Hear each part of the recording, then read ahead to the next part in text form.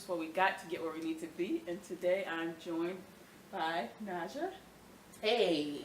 And she is a spoken word artist, a singer, songwriter. Nicotine addict. But it's okay because we don't judge. No, we do not. So, you have just published a book, which I got here. Yeah. Yeah, my baby. My So your first book baby. is called The Men Who've Kept Me Busy. So my first question is, what took you so damn long to come out with your book? You know, that's one thing people get upset about. Like, why haven't you had the book? Why isn't it out yet? I really wasn't. It came from me not really being sure about myself about if I had deep enough pockets to come out with anything. Mm-hmm. I didn't have a theme or an idea because I was so unsure of what I was capable of. And really, it took some time for me to realize, like, my life was already there. Like, the material was already there. And so it took, it actually really started out as a joke. Every piece of this came in some point over maybe the past 6 years, maybe 4, if that, the past 4 years. Like, the title was a story about something, like certain parts of the book had already really started. Mm-hmm. I initially, I was taking an advanced poetry class at the University of Baltimore, and my final project for that class was to come up with a series of original poems and to be able to identify the rhetorical and the figurative language in my poems. So I could maybe understand poetry and be able to identify it for what it is, mm-hmm. as far as standard poetry forms and things of that, which I was being taught in the class. So at last minute, I was trying to do my final project with the other classes that I was doing. Of course, you know, that last minute. But I was like, I can whip this up. And I was like, you know, I can do whatever I want. You know, I just realized, you know, whatever bullshit, you know, turn that into your life lesson, you know, make that work for you. So I just thought about, like, the theme of it being men. Mm-hmm. So I wrote 6 poems. One about God, one about, if God's a male person, you know, God. My biological father, my stepfather, my ex-husband, my son, mm-hmm. and the future whatever man that would have significance in my life. So I did those. I submitted it. I got an A. I wound up. My professor wanted me to do a performance at Goucher College. He was also an adjunct faculty there, which led to a book of political poetry, the anthology that I contributed with all the people who performed that night. Mm-hmm. The book is great. It's called Poets America. Check it out at Red Emmons. I believe it's there, and actually I still have copies myself. But I had that already just mm-hmm. sitting from like 2012. And then 2013 was a really bad year for me dating-wise. It was a bad year all the way around. Dating-wise, personal-wise, work-wise, it just was straight to shit. And for lack of a better term, it was just really, like, 2013, the end of 2013, it was a total tanker. And I remember I was, at the time, dealing with someone, one of many people I dealt with that year, and I was trying to write a poem about him, trying to, like, work it out in my system, mm-hmm. and all I could come up with was, like, 4 lines about him. And that's the best I could do. And then I was like, I don't know if that's a good thing. I don't know if I can say it was good or bad myself, but, 4 lines was the best I could come up with. Like, it was just enough to sum up my interaction with him. And then I thought about who else I dealt with in that year period, and 4 lines was the best I could come up with any of them. And it turned into this poem that I called The Men Who Kept Me Busy This Year. Mm-hmm. I put it on Facebook, and my friends, like, lost their minds over it.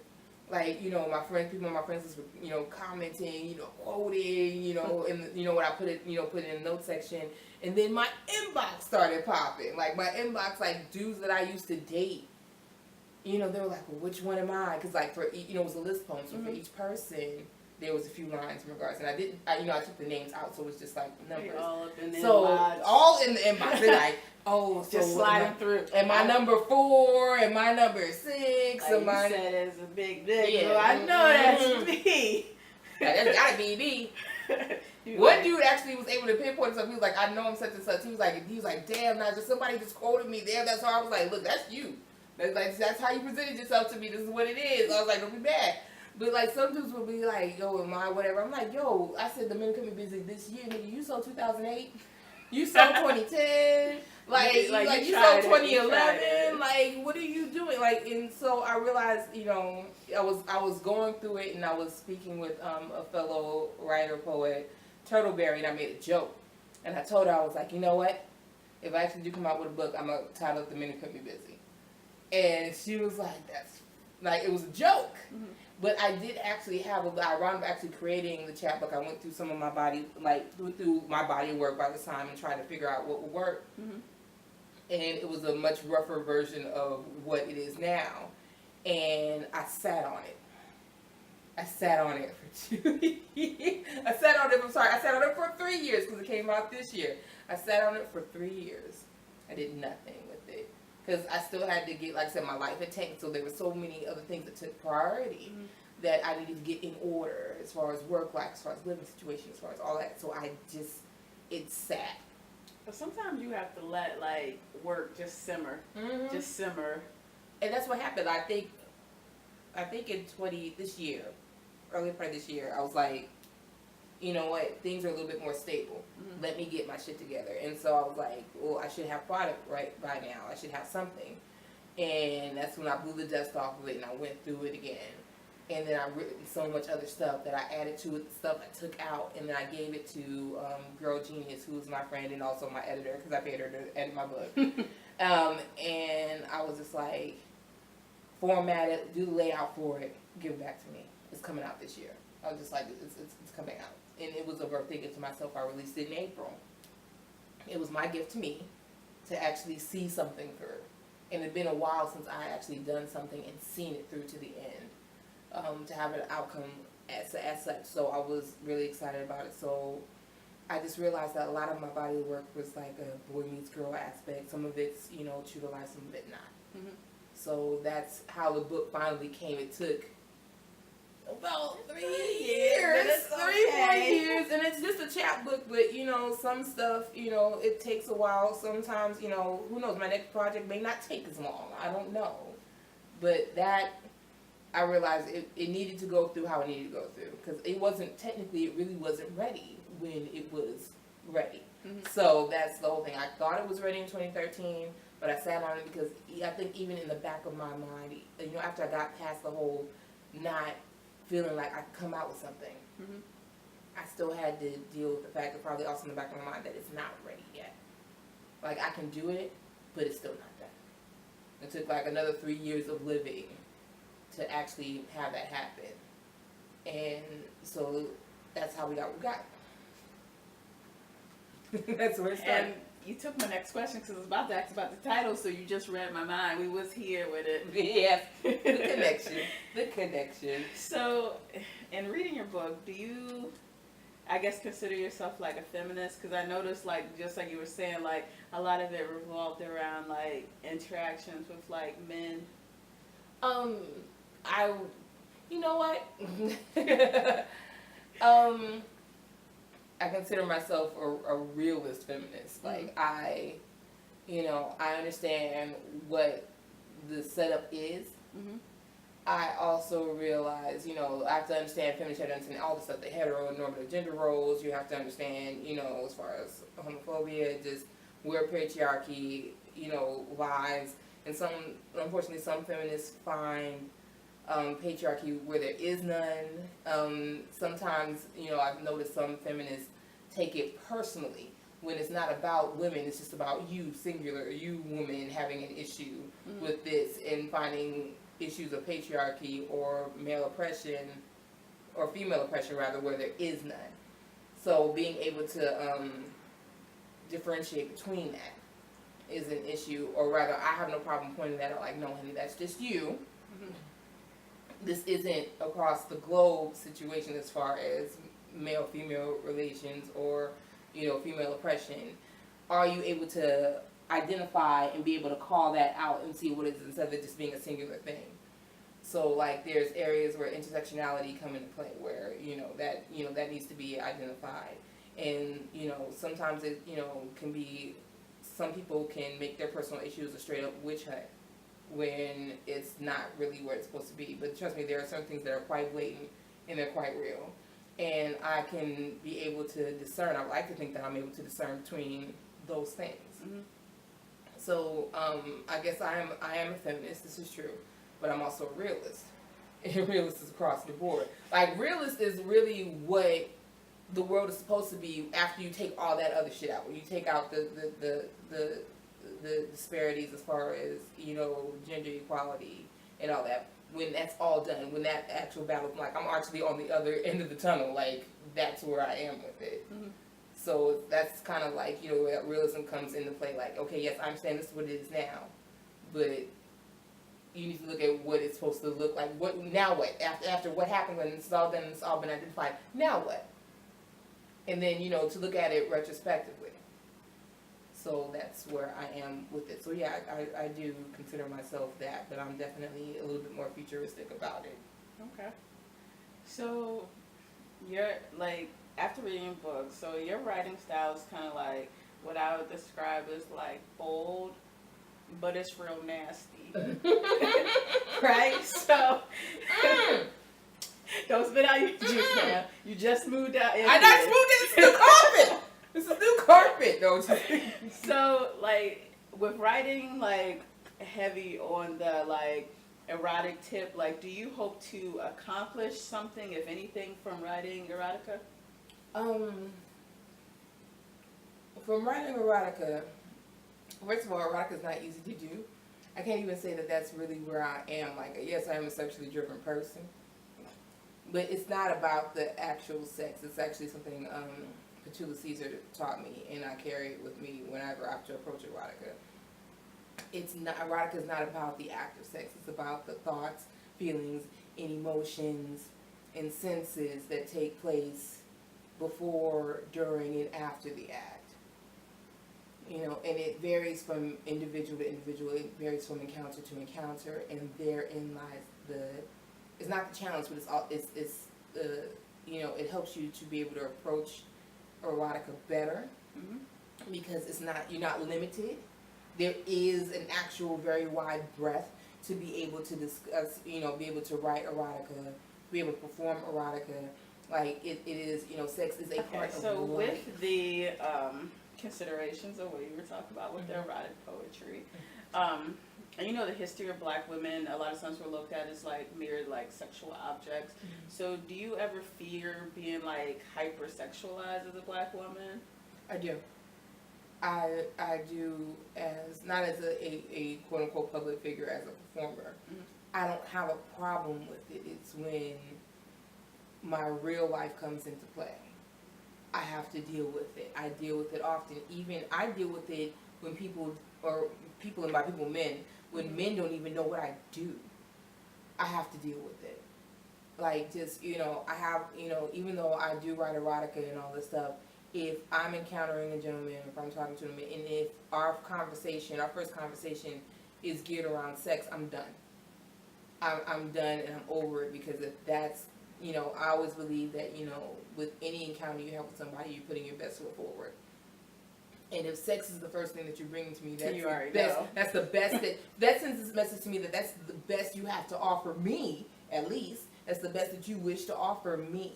So I take great offense to that, because I know that human beings, we are multi-layered, we are multifaceted. But you chose for this to be your best impression to give to me.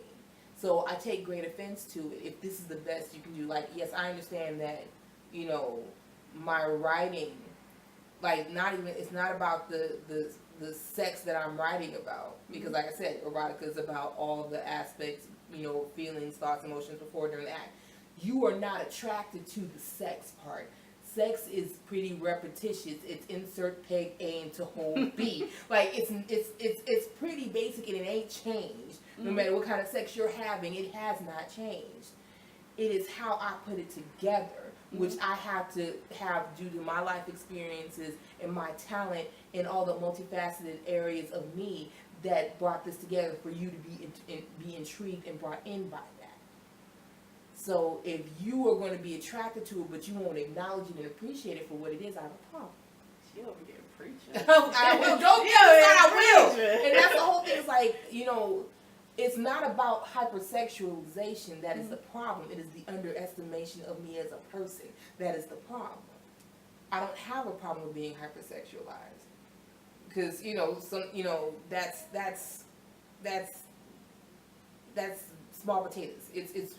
It's the fact that you got dumb and wanted me to get dumb with you. That's the problem. Because I can multitask. I can be the sexual being and still have my faculties at the same time. And when did you stop multitasking, human being? When? And therein is the issue. Is like, no, if you want to be with me in this physical, sexual place, you can't stop being multifaceted. You can't stop being, all the things that you are. I'm not the great escape. Because honestly, when you're in my presence, you're going to have to do a whole lot more than just insert peg A into hole B. That's a way to put it. Yes, you have. That's a mere formality at this particular juncture. There's a foundation that has to get laid before you can get laid. Okay. I'll have to be thinking about this kind of stuff. Reevaluate your whole life. You're like, shit, I gotta reevaluate my whole relationship. I gotta reevaluate how I'm living my life. I thought it was just gonna be this. And that's the whole thing.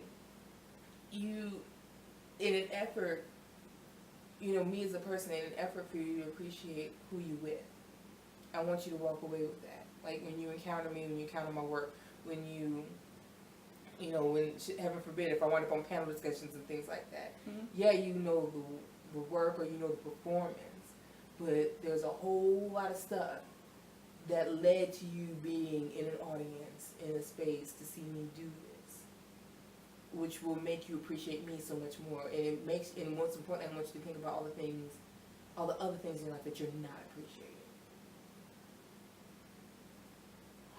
She getting deep up there. Deep. You didn't even know it. No.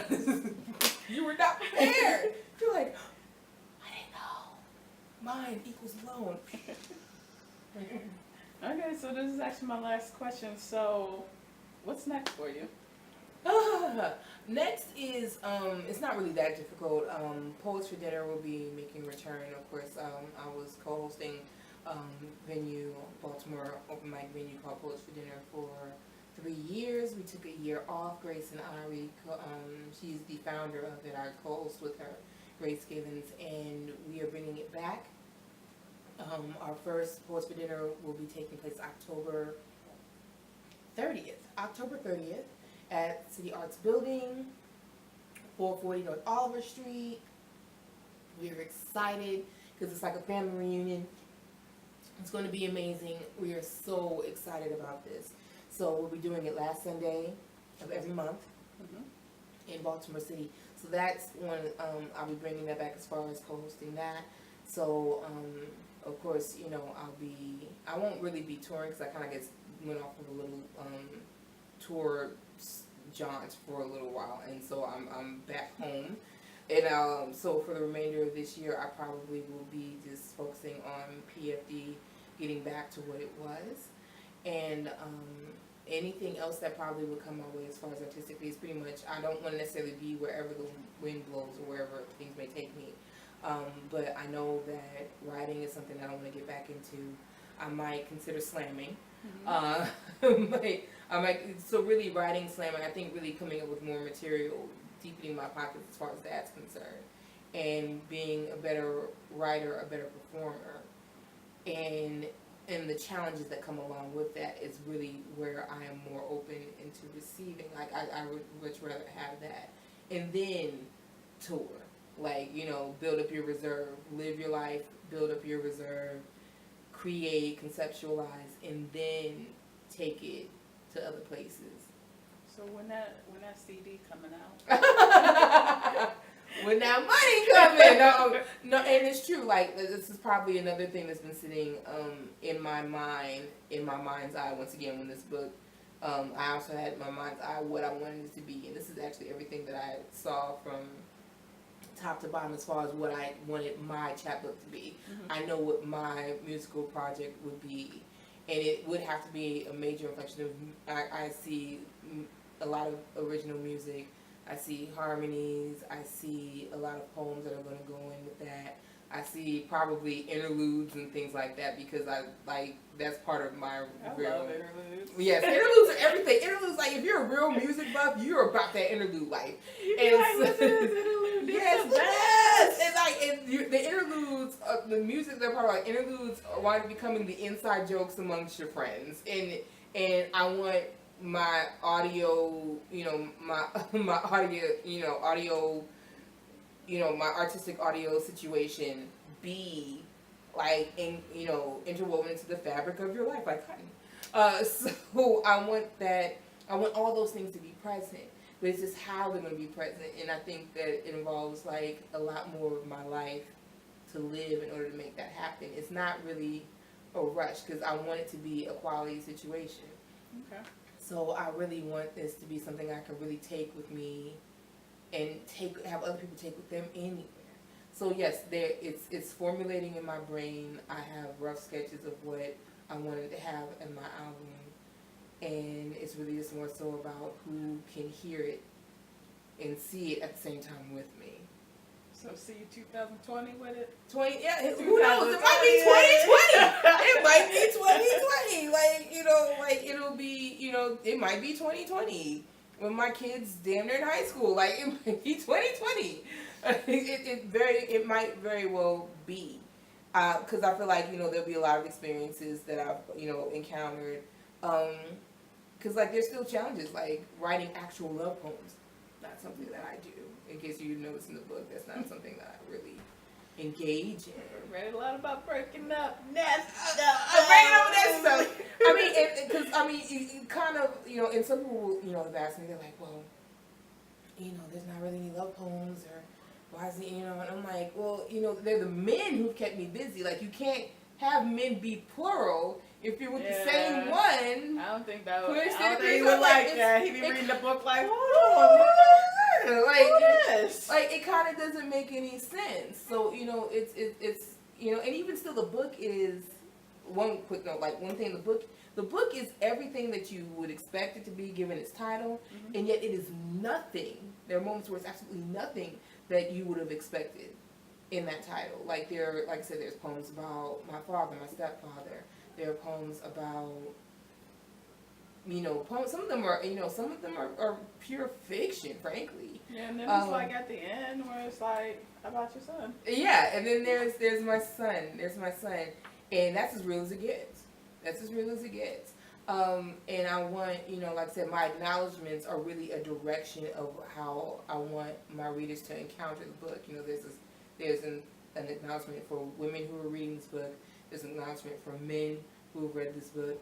And so anybody who encounters, and as far as getting to know me, there's, the only specific acknowledgement I have is for my son. So you get to see where I'm about core, like the core part of me is my son. And then there's what you should walk away with as a woman and see in solidarity and sisterhood. And I've seen, some of the women I was opening for just a few good men tour, and the women who bought my book, they're quoting me on Instagram, and I'm like, whoa. And so like just the fact that they see themselves even in the fictional areas or the true areas, whatever it may be, it brings a good thing to just understand, like, everyone looks at and even men, I want men to take with, like, their dating lives. We always look at our dating lives as something to be ashamed of, and it's not. It's, they're all parts of my life. When I talk about, like, the men in my life, when I talk about God, when I talk about, my father, my stepfather, I talk about my husband, like, it's what made you who you are. And it's not something to be ashamed of. And I want everyone, man, woman, animal, vegetable, mineral, to walk away not feeling bad about their encounters. Like, that's the whole purpose of you being here. You're going to be encountering people, and what you take away from that. Don't feel bad about your encounters, because they were supposed to happen. If you believe in a divine order, if you believe in intelligent design, it was supposed to happen. That's how it's supposed to go. So this is just me, I guess, embracing and celebrating all the things that made me who I am. Okay. And will continue to do so. So I want this. I like that this book is doing what it can do, and I feel like it can reach. It's reached a lot of people. I want it to reach more. So even though it's a small chat book, it carries a lot of weight, and that's what I want my work to be. I won't talk about. I'm talking about what parents won't talk about, and I like that. I like that because maybe they'll do some of the stuff that they actually are scared to do or say or live. I like that.